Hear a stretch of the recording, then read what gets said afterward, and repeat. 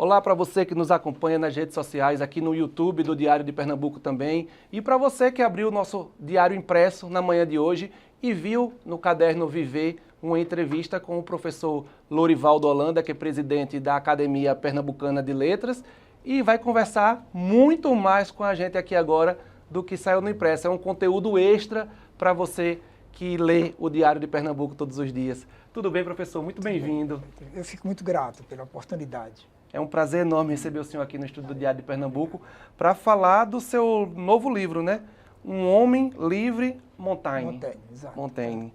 É um livro que traz um personagem, traz um autor como personagem, né, professor? Sim. Um autor lá do século XVI. Explica um pouquinho para a gente quem era Montaigne.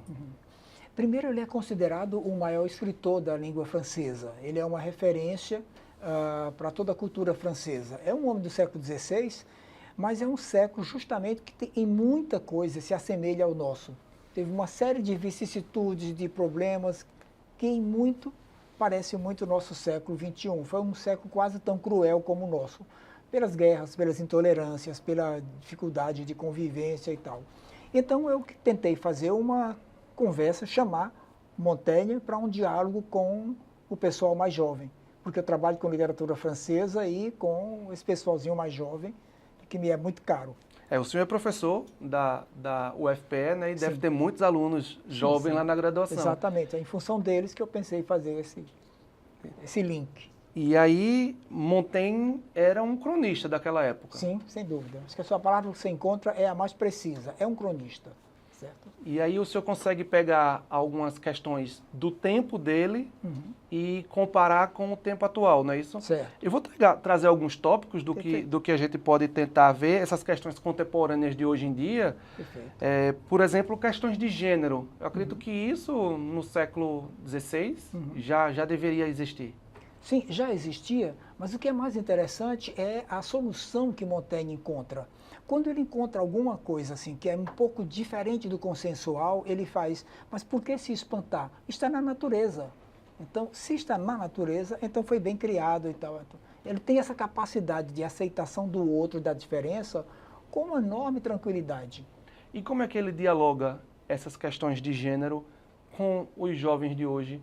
Como a gente vive a questão de gênero hoje hoje é muito diferente da que eu vivi enquanto jovem, da que o senhor viveu enquanto jovem, sem dúvida. mas parece que Montaigne viveu uma questão parecida. Sim. E ainda que, Luiz, ele esteja num momento de muita intolerância religiosa, o século XVII é o momento da reforma. Então há um radicalismo cristão de um lado, um radicalismo huguenote, ou protestante do outro lado, e todo mundo se cobra e todo mundo se vigia e tal. Então é uma hora culturalmente muito perigosa. E ele tem uma largueza de espírito e diz, olha, deveríamos não ver católicos, protestantes, mas cristãos, somos todos cristãos. E com relação a gênero, qualquer diferença, ele dizia, mas se há diferença, se é assim, é porque foi criado pela natureza. Portanto, que é natural, só nos cabe aceitar. Mas hoje a gente tem alguns discursos misóginos, machistas, até homofóbicos, que falam que não é natural, que Deus criou o homem e a mulher e que qualquer coisa diferente disso não seria natural. E já no século XVI, Montaigne já apontava para a naturalidade disso. Sim. E com um olhar muito pertinente, de uma clareza assim, muito grande. O que mais caracteriza Montaigne, eu acho que é a capacidade de acolhida da diversidade. Ele faz, nada é mais comum na natureza do que a diversidade. Ora, isso no século XVI é um ganho fantástico. Quer dizer, isso conversa com nossas descobertas desse momento. E como ele era visto nessa época? Qual era o retrato que o senhor conseguiu ver dele nesse período em que ele escrevia essas coisas tão avançadas, eu acho, que para o século XVI? Né? Na verdade, ele é um pensador leigo.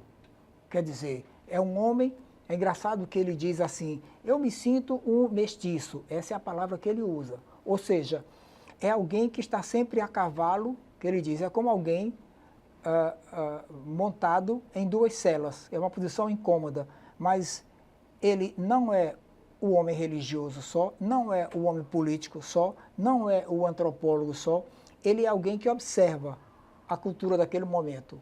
E por isso ele diz, eu sou um mestiço, nesse sentido de entrecruzamento de saberes. Aí eu acho que o pessoal mais jovem precisa encontrar e conversar com alguém assim. Entendi. Principalmente você falou que naquela época era a questão dos protestantes contra os católicos. Certo. Hoje a gente vê um discurso polarizado aqui no Brasil também, sim. entre esquerda e direita. Exato, Né? é. E então acho que dá para fazer uma analogia Sem dúvida. a essa comparação. Você percebe, Luiz, exatamente aquilo que foi o motivo desse trabalho, que é trazer alguém que diz assim, olha, a primeira forma de você negar uma questão é apelar para um dos extremos. Quando você apela para um dos dois extremos, já perdeu a razão, porque a razão está justamente nessa mediação, no conceder, avançar e tal, mas em acolher a diferença. E como o jovem que o senhor traz no seu livro acolhe essas mensagens de Montaigne? A primeira posição dos mais jovens é de surpresa, porque quando a gente pensa em alguém do século XVI, a gente só pensa em alguém com poeira de peruca. Parece que um autor clássico lá do XVI não vai ter mais nada de interessante para dizer a essa juventude.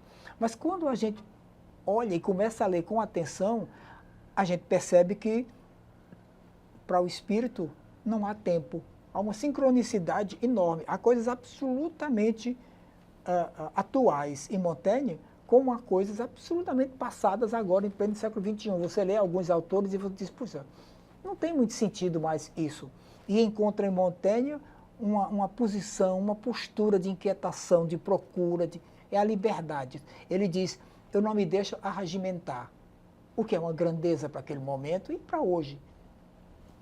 E aí eu soube que o senhor escreveu lá no livro questões ligadas às redes sociais. O senhor conseguiu fazer esse link do total atual, do hoje, Sim.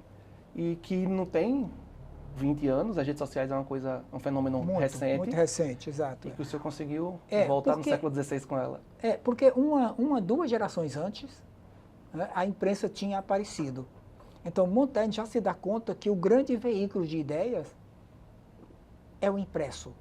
Certo? Então, naquele momento, eu digo, é a rede social, é aquilo que vai fazer circular as ideias. Ele tem consciência disso. Ele diz que Sócrates ainda faz filosofia andando, nos peripatéticos, andando nos jardins. Mas a filosofia que ele faz é observando o mundo e fazendo circular o impresso. E esse material dele, essa produção filosófica dele, era impressa? Era impresso. Ele distribuía? Era assim, era impresso, exatamente. Por isso durou tanto. E principalmente porque da própria... Não tem divisores, né? Não tem pessoas que repassaram como os filósofos mais antigos que falavam. Sim. Outras pessoas escreveram o que eles disseram. No caso dele, está garantido a fidedignidade, né? É uma coisa muito interessante, Luiz, o que você está chamando a atenção, que nós estamos num momento de quase absoluta comunicação. A nossa preocupação agora já não é da comunicação, porque ela está aí, mas é da transmissão, o que transmitir, certo? Então, você vê, um autor importante é aquele que é transmitido de geração em geração e sai alimentando essa geração. A geração de, por exemplo, todos os grandes autores modernos leram Montaigne. De Goethe, a Virginia Woolf, a Diderot, a D'Alembert, a Nietzsche. Nietzsche dizia que um tal homem tenha escrito tornou a alegria de viver na Terra maior. É fantástico como elogio. E outra coisa, é de alguém que não passa a mão na cabeça de ninguém. Nietzsche não é. E ele diz que Montaigne tenha existido, ele diz, puxa vida, é o homem que eu gostaria de ter como vizinho. Certo? Então é nesse sentido que... Eu estou vendo que Montaigne é uma pessoa que traz muita instigação para ser lido, né? Sim. E o senhor acredita que os jovens de hoje, eles vão querer ler esse seu livro? Vão querer conhecer Montaigne de alguma forma? Como a gente poderia fazer o marketing para que o jovem leia essa pessoa tão necessária? Olha, eu diria assim, se deixe surpreender, leia Montaigne. Se deixe surpreender sem nenhum preconceito com relação a um autor clássico. Mas é um autor que Shakespeare leu. É um autor que Machado leu e cita. Que todos os nossos autores leram Montaigne. Então, é interessante ver por que esse homem estava na boca de tanta gente que são os grandes criadores. Certo? Então, vale a pena ler e se deixar surpreender pela atualidade do Montaigne. Com relação, ele vai dizer, olha, a coisa mais importante nem são os discursos filosóficos, é a preocupação com o imediato, com a vida. A obra-prima de cada um é a própria vida. Mas é preciso viver o agora, é preciso viver intensamente. Ora, como a gente passou por um períodozinho muito ruim da Covid, Montaigne passou por uma coisa parecida e dizia, olha, isso só torna mais intensa a nossa responsabilidade com o viver. Exatamente. E reforçando com as pessoas que estão nos assistindo, o livro está pronto, mas não está lançado ainda. O livro vai ser lançado dia 15 de maio, às 5 da tarde, na Academia Brasileira de Letras, Exato, na Academia Pernambucana de Letras. Pernambucana. Lá na rua da Rui Barbosa. Exatamente. O livro saiu em Portugal primeiro, e então já começaram a fazer a pré-venda normal e tal. Mas aqui, eu digo, vamos esperar um pouquinho.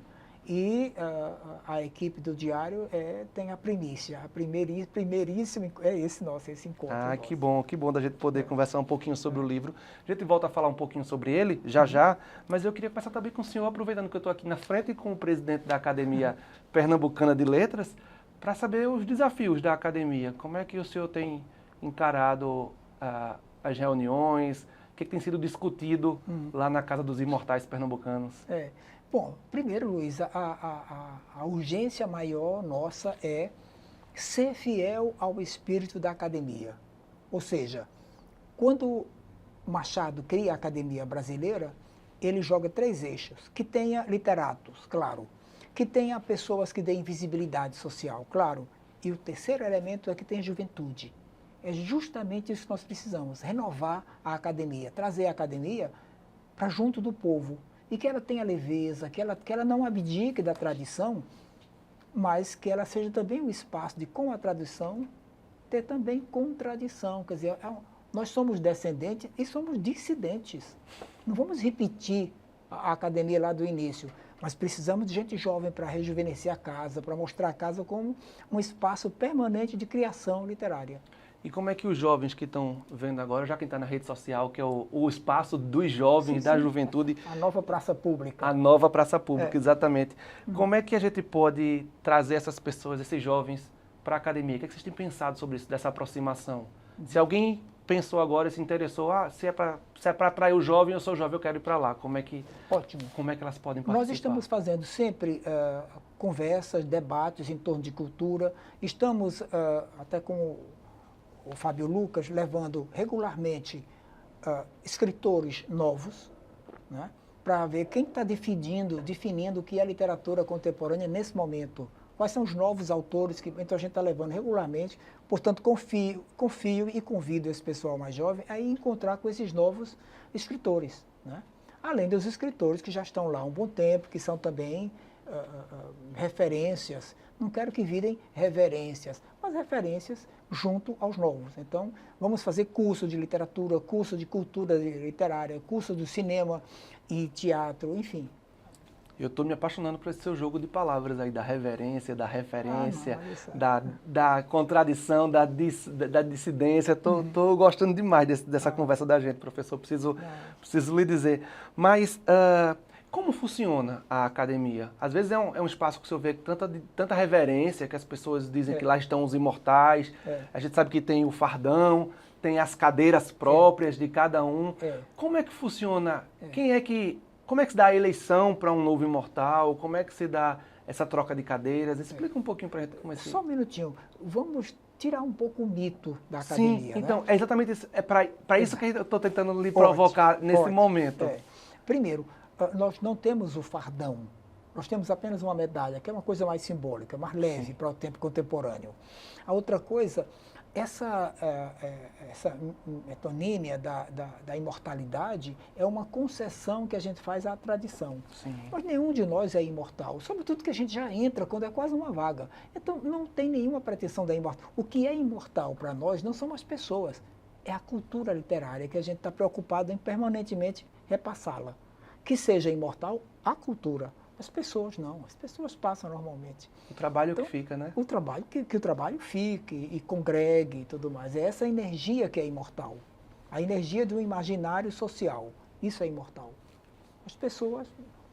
Mas e como é que se dá essa eleição? Tem os patronos das cadeiras, né? Tem.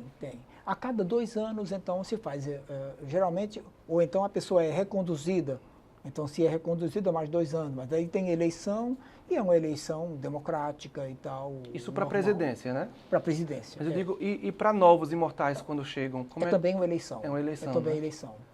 Então, desde que um dos nossos parte, a gente, um mês depois, a gente já abre vaga e tal, e aí convoca, aí tem sugestões e depois eleição. Nós vamos ter 3 vagas agora, antes de junho, Sim. preenchidas. E nessas eleições está se buscando também essa renovação dos quadros? Assim. Autores mais novos? Sim, é a minha preocupação, né? Que a gente coloque também alguém mais para fazer, mexer com a academia, que ela não seja vista como aquela respeitabilidade de distância, né? Não, o que a gente quer é que quem trabalha com literatura deve se aproximar da academia. Quem está tentando escrever, quem está fazendo teatro, então, quem trabalha com linguagem. Pronto, a literatura, a academia é a casa da linguagem. Que bom de saber. Que bom poder passar isso para esses jovens que possam se mostrar mais à academia e também à sociedade pernambucana, né? Certo. Mas aquele casarão também vale uma conversa à parte, né? Aquele casarão e tudo que tem ali dentro. É um espaço aberto à visitação para que as pessoas possam usar aqueles jardins para um piquenique, quem sabe, num domingo? Sim, e para lançamentos e para eventos, a casa fica aberta. Depende só de uma agenda. Sim. Mas a casa é muito bonita. O Barão Rodrigues Mendes arrumou muito a casa, porque é um casarão antigo, de 1840, muito antigo. E é bem natural naquela região da Rui Barbosa, a gente percebe que são vários casarões muito bonitos. Do outro lado da rua também, né? E tem também um museu, e tem também auditórios, tem salas de encontro, tem sala de leitura, tem uma biblioteca. Então, isso é colocado a serviço do público, não é uma casa fechada. Por amor de Deus, não é só para os imortais que estão lá, né? É para ser consultado, certo? É para quem quiser ver, por exemplo, o mobiliário do século XIX, preservado lá, ou então, uma biblioteca considerável, também preservada, além dos espaços e tal. A biblioteca para consulta é uma biblioteca aberta? E o que as pessoas podem encontrar lá, assim? Só para a gente dar um gostinho, um spoiler do material que tem lá, que as pessoas... Digamos que o melhor da literatura pernambucana, sobretudo, porque aí nós temos o acervo considerável e um bom número de autores nacionais e estrangeiros que a gente foi recebendo e tal. Então tem uma biblioteca para consulta muito boa. E caso alguém queira também doar livro para a biblioteca? Sim, sem dúvida, é sempre bem-vindo. Eu sempre digo, é sempre bem-vindo ou bem-ido. É bom ir para você dar ou receber. E a gente pode também pensar em estimular escolas a levar crianças para fazer momentos, como o senhor falou, sala de leitura, um momento de leitura. Um momento faz isso de encontro com autores também. Sim. A gente faz isso regularmente, a gente recebe escolas, né? Para aí tem uma questão só de agenda. Mas se a gente recebe uma escola muito grande, por exemplo, 20, 30 meninos, como o espaço lá de cima, a casa é uma casa antiga, então a gente tem que ponderar um pouco a quantidade de... Sim, mas para preservar o imóvel também, né? Mas a casa sempre está aberta, e sobretudo aos mais jovens. Que bom saber disso. E então, falando de diálogo, de conversa, de estar aberto, a gente volta para Montaigne para eu lhe fazer a nossa pergunta final. Pelo que eu entendi, do que eu pude entender, o autor que vira seu personagem no livro é uma pessoa que gosta de uma boa conversa. Sim. Você toca, acho que de modo até de uma coincidência muito feliz, um dos capítulos mais importantes do livro dele, dos ensaios, é da arte da conversação. Ele diz que um dos maiores prazeres sociais é a conversa. O que a gente está fazendo aqui agora. É justamente o que a gente está fazendo. Por isso, no livro, eu tento fazer um gênero de apresentação como conversa, certo? Porque para Montaigne o maior exercício do intelecto é a conversa. Como ele diz, a gente vai limando a inteligência de um na inteligência do outro. É como um palito de fósforo. Se deitado, nada. Mas se você fricciona, luz. Então, conversar é sempre descobrir muito mais do que a gente supõe. Maravilha. Professor Lorival Holanda, muito obrigado por grato. poder vir esse momento com a gente, conversar aqui sobre a academia, sobre seu novo lançamento e trazer a conhecimento mais popular desse famoso autor Montaigne que precisa ser renovado, né? Renovado, sem dúvida. Fico muito grato, Luiz, muito grato. A você pessoalmente, depois a Rádio Diário de Pernambuco, eu fico muito grato a todo o grupo. E só me resta dizer, a academia fica aberta, portanto, a vocês. Muito obrigado. A academia fica aberta e também você pode ir à academia num dia especial, que é o dia 15 de maio, às 5 da tarde, para acompanhar o lançamento do livro do professor Lorival Holanda, que é presidente da Academia Pernambucana de Letras, veio lá de Bodocó, no sertão do Araripe, filósofo, doutor pela USP e professor titular da UFPE, lá no Departamento de Letras, onde ele juntou a juventude para conversar com Montaigne. Então fica aí o convite, dia 15 de maio, às 5 da tarde, na sede da Academia Pernambucana de Letras, no bairro das Graças, lá na Avenida Rui Barbosa.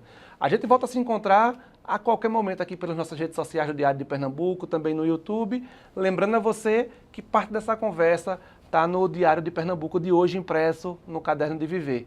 Até a próxima!